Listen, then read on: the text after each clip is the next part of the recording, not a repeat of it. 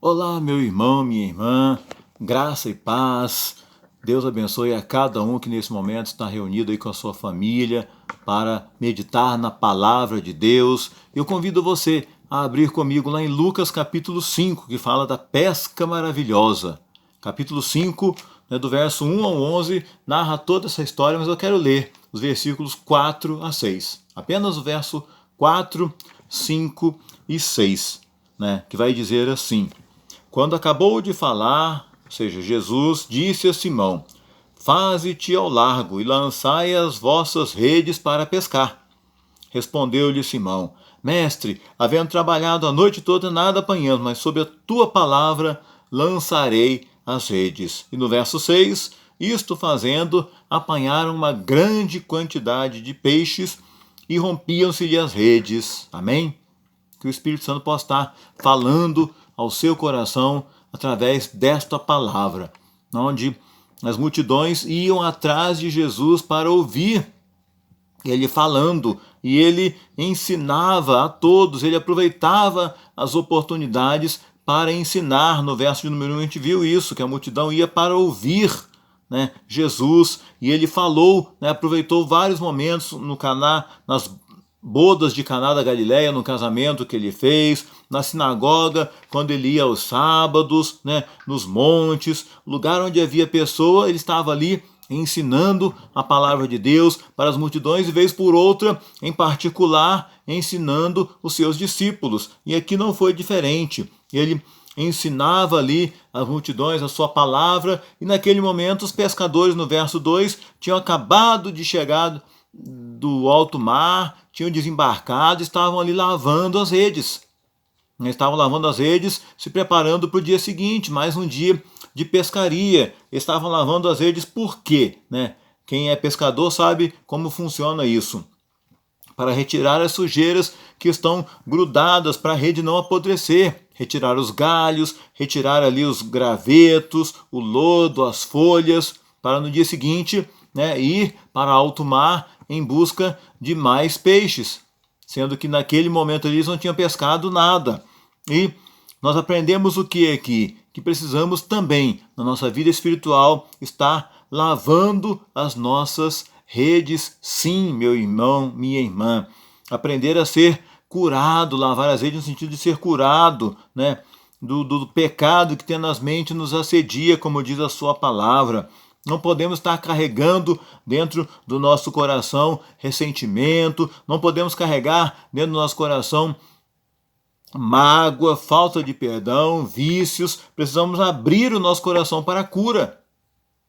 Será que temos carregado isso dentro do nosso coração, vez por outra? Isso prejudica, Isso é coisa que precisa ser lavado dentro de nós, na nossa vida espiritual. Fazer como o salmista: sonda-me, ó Deus, vê se há em mim algum caminho mau e guia-me pelo caminho eterno. Salmo 139, versos 23 e 24. Precisamos disso, meu querido. Pedir ao Senhor que nos sonde, que nos lave, que nos purifique, meu amado, minha amada. Porque o pecado nos torna infrutífero. O pecado nos torna infrutífero. Mas como eu posso ser curado desses males? É através da palavra de Deus. Leitura da palavra, meditação, entendimento, guardar, praticar. Eu vou ser curado. No capítulo 3 aqui vai mostrar, no versículo 3, a parte B, vai mostrar que Jesus estava assentado, ensinava no barco as multidões.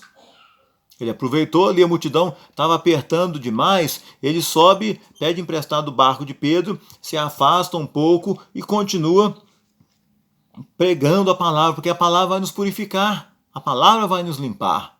A palavra vai nos limpar. E através da palavra que a gente encontra o quê? O perdão. Através da palavra que a gente encontra cura. Através da palavra a gente encontra o caminho do Senhor. E se nós pecarmos, diz lá em 1 João capítulo 2, nós temos um advogado junto ao Pai, Jesus Cristo o justo, que ele é a propiciação pelos nossos pecados. Se nós pecarmos, temos um advogado que vai interceder por nós, para que nós venhamos a lavar as nossas redes e assim deixar a palavra de Deus nos curar. A palavra de Deus vai nos restaurar, vai nos curar, mas para isso precisamos deixar que Jesus entre no barco da nossa vida. No verso 3 vai dizer que ele entrou em um dos barcos que era o de Simão e pediu que o afastasse um pouco da praia.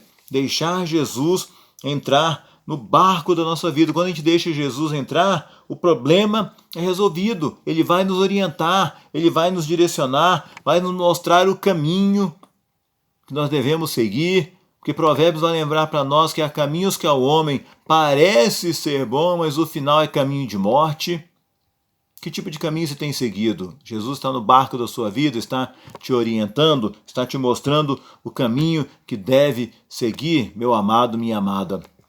Você tem buscado e tem deixado Jesus, controlar a sua vida, ou tem deixado entrar na sua vida, na sua família, coisas que não edificam, coisas que não prestam, tem deixado lixo entrar dentro da sua casa, quem sabe, através da televisão, das redes sociais, aí da internet, e de outras coisas que não edificam, só prejudicam. Precisamos o quê? Deixar Jesus entrar no nosso barco, pensando sempre nas coisas lá do alto e não nas que são aqui da terra. Se a gente foca nas coisas terrenas, tudo isso entra dentro do nosso coração e nos prejudica, meu querido, minha querida. Deixe Jesus entrar, ande no Espírito e jamais satisfarei a concupiscência da carne. Está lá em Gálatas 4:16. E o que tem ocupado o seu pensamento? Filipenses 4:8. Seja isso que ocupe o vosso pensamento, diz a palavra de Deus. Quando Jesus entra, o cansaço dá lugar à esperança. Amém? O cansaço dá lugar à esperança. Aquilo que estava perdido dá lugar a uma grande oportunidade. A realidade é transformada. A realidade que você está enfrentando nesse momento, o problema que você está enfrentando, a luta, quando Jesus entra no barco da sua vida e quando você é curado e ouve a palavra de Deus e atenta, a realidade é transformada. A enfermidade é curada, o filho é liberto do vício, é resgatado de volta para os braços do pai, o marido ou o filho que não conhecem vão conhecer a Jesus. Quando Jesus entra no barco da sua vida, quando você deixa ele ser o piloto da sua vida, meu querido, minha querida. Mas para isso nós precisamos, como eu disse, buscar as coisas lá do alto, para viver o sobrenatural de Deus, nos desprender das coisas aqui da terra, nos desprender das coisas daqui da terra que nos afastam da presença de Deus. Precisamos ter paciência. No verso de número 5, Pedro estava cansado, mas ele disse o quê? Havendo, sob a tua palavra, mestre, eu vou lançar a rede. Eu estou cansado, E muitas vezes nós estamos cansados também, muitas vezes nós somos, não temos paciência. Queremos imediato, queremos algo no estalar de dedos assim que Deus faça. Queremos e muitas vezes buscamos a um Deus como se Deus fosse fazendo troca com Deus. Eu faço isso, Senhor, o Senhor me cura, o Senhor cura o meu familiar, o Senhor abençoa isso, abençoa aquilo. E Deus não é assim. Tem o tempo dele, tem a vontade dele. Nós precisamos aprender isso e saber que tudo tem o seu tempo.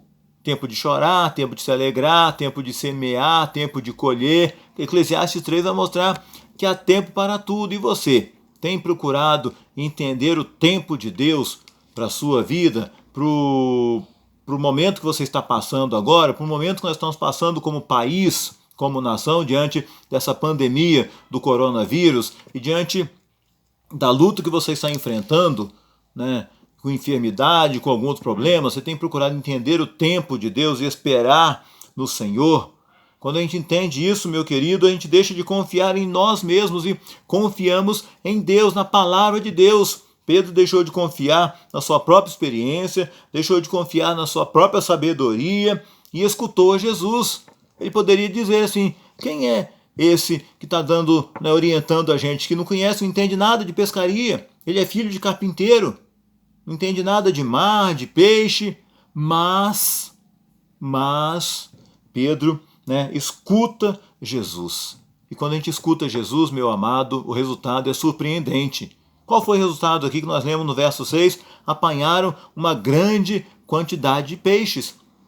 Quando você escuta Jesus, o resultado é surpreendente na sua vida. Quando você exercita a sua fé, né? A fé vai agir mais, porque Pedro conhecia Jesus. Pedro conhecia Jesus, já tinha visto Jesus expulsar um demônio em Cafarnaum. Teve experiência dentro da sua família quando Jesus cura a sua sogra. E eu e você, o quanto conhecemos de Jesus para crer e seguir a sua palavra, para escutar Jesus e crer que ele pode fazer. Quando Jesus chega lá em Betânia, diante de Marta, que seu irmão estava já há 4 dias sepultado, lá em João capítulo 11, o que Jesus diz para Marta? Marta, se creres, verás a glória de Deus. Creia, meu amado, e você vai ver a glória de Deus manifestando na igreja do Senhor, né, na denominação presbiteriana independente. Vai ver a glória do Senhor manifestando na sua família, seja de Caconde, seja de Barrânia, no seu parente mais próximo, mais distante. Creia, se queremos ver o agir de Deus, precisamos o quê? Nos aprofundar mais com esse Deus, ter mais experiência com esse Deus através do Espírito Santo, avançar mais nas águas profundas, nos aprofundar mais, nos encher desta água que é Jesus Cristo, a fonte da água viva, meu querido.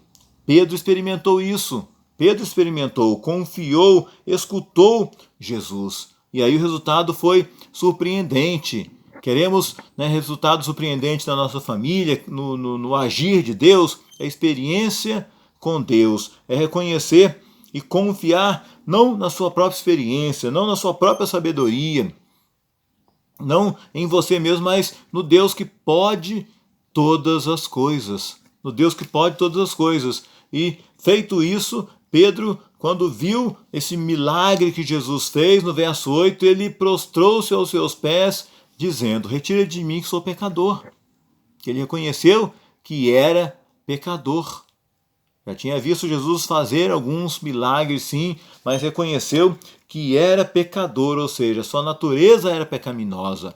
Ele fez como o profeta Isaías, no capítulo 6, no verso 5. Ai de mim, porque sou um homem de lábios impuros e habito no meio do povo de impuros lábios. Reconhecendo que era pecador Isaías, e aí Deus toca com a brasa viva a sua boca e purifica ali o seu pecado, limpa o seu pecado. Precisamos também reconhecer, para que Deus haja na nossa vida, que somos pecadores. 1 João vai lembrar para nós que nós não vivemos mais na prática do pecado, mas aquele que é nascido de Deus, né, a natureza continua sendo pecaminosa e vez por outra precisamos nos arrepender, precisamos nos humilhar diante de Jesus, adorando, precisamos fazer como Jó, no capítulo 42, no verso número 6, por isso me abomino e me arrependo no pó e na cinza. Após reconhecer, né, que Deus tinha feito na vida dele, após ele dizer que antes eu te conhecia só de ouvir falar, agora os meus olhos te veem, intimidade, experiência com Deus, meu amado, minha amada. E após reconhecer que era pecador, reconhecer o poder de Deus através de Jesus na sua vida, se humilhar, se prostrar, ele ouve o chamado de Deus. Não avante, não temas, doravante serás pescador de homens. Diz o verso 10, no verso 11, diz que eles deixaram tudo e seguiram Jesus. Será que nós já deixamos tudo para seguir a Jesus também? Para poder experimentar tudo isso que os discípulos experimentaram, meu amado? Será que eu tenho desejo de escutar a palavra de Deus? Será que o que eu sinto quando eu ouço a palavra de Deus na minha vida, meu querido? Né? Onde eu tenho apoiado a minha confiança? Onde eu tenho apoiado a minha confiança, eu tenho deixado tudo, né? O comodismo nosso, né? Muitas vezes a preguiça, a nossa zona de conforto, renunciar a alguma coisa, a velha vida, o velho homem, para seguir Jesus, para deixar ele entrar no barco da nossa vida, para ter experiências com ele, para escutar Jesus falando, e quando ele falar sobre a palavra dele, você segue, porque você sabe que ele está no controle, que ele faz o que é melhor, sabe o que é melhor para mim e para você.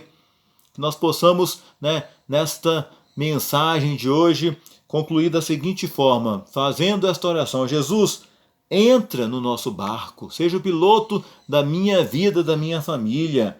Reconheça que você precisa lavar as suas redes vez por outra, que você precisa se aprofundar mais na intimidade com Deus, lançar as suas redes, esperando, o milagre acontecer na sua vida e disposto a deixar tudo para estar mais próximo de Deus. Muitas vezes nós cantamos, mais perto quero estar, meu Deus, de ti, ainda que seja a dor que me una a ti. Que o nosso desejo seja esse, estar mais perto do Senhor. E assim, tudo aquilo que temos clamado, tudo aquilo que temos pedido ao Senhor, Ele vai nos atender e aí nós vamos experimentar e ver a glória de Deus nas nossas vidas, meu irmão, minha irmã. Deixe Deus conduzir a sua vida e você verá resultados maravilhosos, extraordinários na sua família. Deixe Jesus conduzir o barco da sua vida, em nome de Jesus, que Ele nos ajude e que Ele nos perdoe, e que o nome dEle seja glorificado e exaltado por nós e através de nós. Vamos orar? Pai, nessa noite, ó Deus, reconhecemos como o apóstolo Pedro, ó Deus, que somos pecadores, que não somos nada sem a Tua graça, sem o Teu perdão sobre as nossas vidas, ó Deus. Por isso, limpa-nos, purifica-nos, ó Pai, do nosso pecado e ajuda-nos, ó Deus, a ouvir mais, a discernir a voz do Senhor falando conosco e assim, Pai, crendo na Tua palavra, poder experimentar os milagres do Senhor sobre a nossa vida, sobre a nossa família. Eu não sei o que o teu servo está precisando de ti nessa noite, ó Pai, qual o pedido que ele está fazendo aí em silêncio ao Senhor, ó Pai, mas cremos no poder que há no nome de Jesus, ó Deus. Por isso, visita o lar de cada um que está orando conosco e ouviu esta palavra, ó Deus, para que possamos crer no agir do Senhor, ó Pai, e assim o Senhor venha atender o pedido de cada um e que possamos, ó Deus, nos aprofundar cada vez mais em experiências com o Senhor, em intimidade com o Senhor, ó Pai, e deixar o Senhor governar e conduzir a nossa vida, a nossa família. É a minha oração que eu faço no nome de Jesus, hoje e para todo sempre. Amém e amém. Que Ele te abençoe para a glória do Senhor.